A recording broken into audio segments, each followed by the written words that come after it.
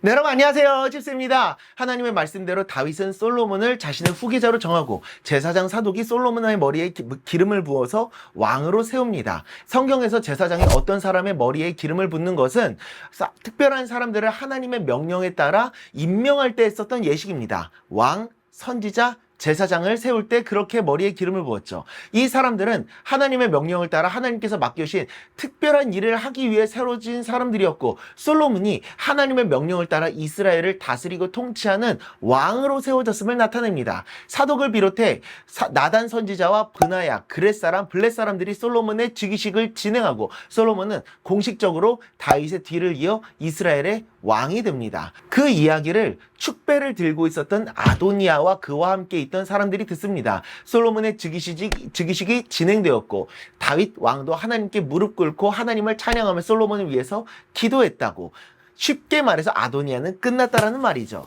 그 말을 들은 함께 있던 사람들이 모두 놀라서 일어나 떠납니다. 믿었던 아도니아가 정권을 잡지 못하고 솔로몬이 정권을 잡았는데 승산이 없을 것이 뻔하니까 주랭랑을 치고 각자 도생을 하기 위해서 도망갔었던 거죠. 결국 아도니아 혼자 남게 되었는데, 성경은 아도니아가 제단뿔을 잡았다고 합니다. 이는 번제단이 있는 장막을 도피처로 삼았다라는 말인데, 도피처는 고의성이 없이 사람을 살해한 자가 죽임을 당하지 않고 공정한 재판을 받기 위해서 피신하는 곳입니다. 아무도 도피처에 있는 사람을 죽여서는 안 됐었거든요.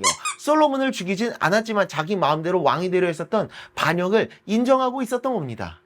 좀 전까지 기고만장했었던 아도니아가 빠르게 태세 전환을 한 겁니다. 자신에게 위기가 닥쳤음을 빠르게 인지하고 대처한 거죠. 이를 본 솔로몬은 아도니아에게 조건부 사면을 선언합니다. 이스라엘을 다 가질 것 같이 기고만장했던 그가 이제는 목숨을 구걸하는 처절한 신세가 되어버렸죠. 하나님의 뜻을 외면하고 스스로 권력을 차지하려 했었던 행보의 결과를 우리들은 보게 됩니다. 그 오만함의 결과를 맞이하게 되는 거죠. 우리도 오만함과 교만함에 빠져서 하나님을 보지 못하는 어리석은 길로 가지 않고 겸손히 하나님의 뜻을 묻고 기다리며 그 뜻에 순종하는 삶을 살아갈 수 있어야 됩니다. 시편 5편 5절입니다. 오만한 자들이 주의 목전에 서지 못하리이다. 주는 모든 행악자를 미워하시며.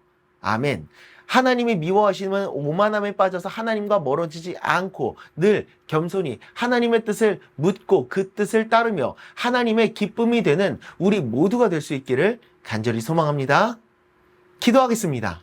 하나님 아버지, 아도니아와 같이 오만함에 빠져서 교만함에 빠져서 처절한 신세를 당하는 것이 아니라 하나님 앞에 늘 언제나 겸손하여서 하나님의 뜻을 묻고 분별하며 그 뜻에 순종하는 삶을 살아가는 우리가 될 수 있도록, 그래서 하나님의 기쁨과 은혜를 누리는 삶을 살아갈 수 있도록 은혜 내려 주시옵소서. 예수님의 이름으로 기도드리옵나이다. 아멘.